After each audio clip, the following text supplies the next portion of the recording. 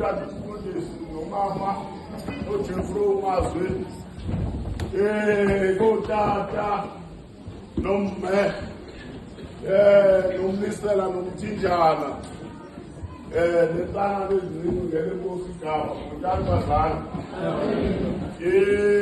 sizawudlulapha kudokotela uLuka isasuka amashumi amabini anesithathu ivesi amashumi mane anesithathu kunamazwi lepha athi namhlanje ndiyakuba nawe eparadesi. Apha kukho ingqondo phakathi kwabalinganiswa abathathu ngalamabhada amabini kube nguYesu phakathi. Imbali ke inde uthi komnye wabo ukuba unguye unyana kaThixo zisindise nathi sisindise. Kodwa phendula ugawabo lo athi akuboyiki nawe uThixo ngokuba thina sibethelelwa nje kungenxa yezono zethu. Abesekethi ke ngokuYesu Nkosi zube nami uthi uYesu ngale yure nangalomzuzu ndiyakuba nawe eparadesi. Mhlawumbe ke isibonisa ntoni le nto? Isibonisa into yokokuba wena mntu ulapha kule ndlu ngoku ngale yure nangalomzuzu ukuba unayo ingxaki, ukuyazazi into yokokuba unetyala, okokuba uyazazi into yokokuba unesono, ngale yure nangalomzuzu thetha noYesu. uYesu ke uza kuxolela with immediate effect kuba sonke ukuba sithi asinasono siyazikhohlisa inyani zingabikho kuthi, kodwa uba siyazivuma ngenene nangenyaniso izono zethu unyanisekile yena okokuba asikolele. Namhlanje ndiyakuba nawe eparadesi. uThixo ke bazali bam, he is never late, he is just on time. Ngale yure nangalomzuzu uyakusindisa.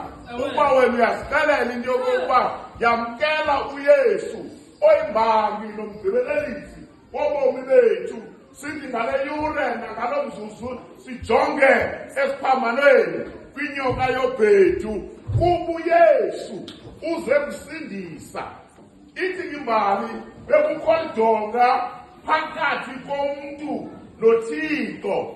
uThixo sakubona into yokokuba uqhagamshelwano phakathi kwakhe nalo mntu akamdalileyo luphelile. Uba nombuzo uThixo uthi bantu bam ndenze ntoni na kuni, ndiphenduleni. Abona into yokokuba makalithabalalise ilizwe, kodwa phinda abe nosizi ngoba nguThixo nosese, nguThixo ozeka kathi umsindo athumele noYesu Kristu. Into mbali uthe uYesu ngeke ibona le film eyenzeka pha emhlabeni, amadoda amakhulu athi hayi asinawulunga thina ukuya phaa. Niyazi nosalapha ecaweni akulingani napha ekuhlaleni akhona amadoda amakhulu funa bakuzini ilunga makutheni ozobala uthi wabheka phansi kanti umfundi nathi asinalunga. Kodwa lo mfana wathi thuma mna bawo ndiyofa. Unomfanekiso-ngqondweni lo mntu uya esazi into yokokuba akazubuye phila phaa uyobulawa. Yiyo ke le nto usakusuka oluza kukho itimbali, kukho obumnyama phakathi komntu noThixo. Njengoba ngokwethi bawo baxolele liqhelekile idonga ebeleshula uThixo nomntu ngokufa kwaYesu Kristu. Uthi namhlanje ndiyakuba nawe eparadesi. Mhlawumbe ke singake siyikhangele le nto. Le paradesi yintoni? Uba ke niyayilandela ibhali makholwa, ibhali kwincwadi yendalo kwiGenesis, xa uThixo edala umntu umfake emyezweni. Le paradesi singayifanisa nomyezo. Apho ke kulo myezo zonke izinto zazikhona, kungekho nto eswelekile. Uba uyeva kakuhle xa edala lo tata uThixo uAdam nalo mama kwezo ntsuku zabo zokuqala, everything was in abundance. But kuthe uma kufika uSathane zatshintsha ke ngoku izinto.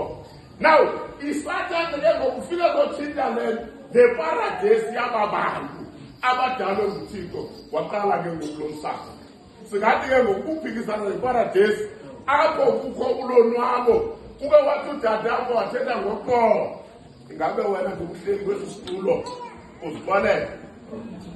Khawujonge lo muntu ohleli eqala kwakhe. Jonga lo muntu ohleli eqala kwakho.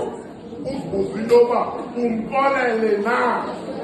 Awuzukwazi ke ukumxolela lo muntu ohleli eqala kwakho ungakazikoleli wena.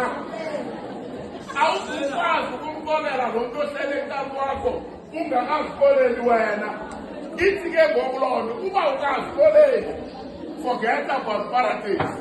Sendo ba wona uya straight ezihogweni.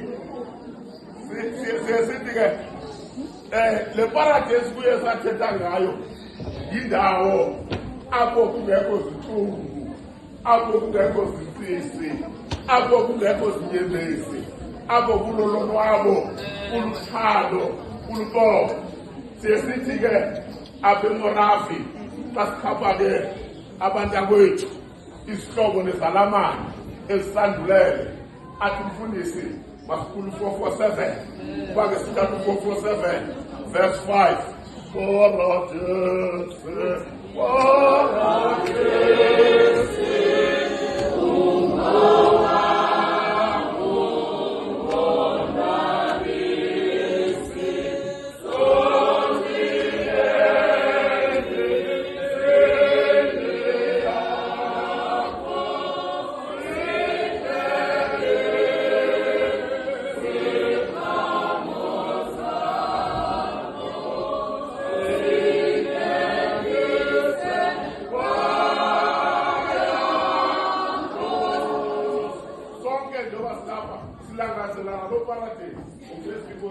Amen.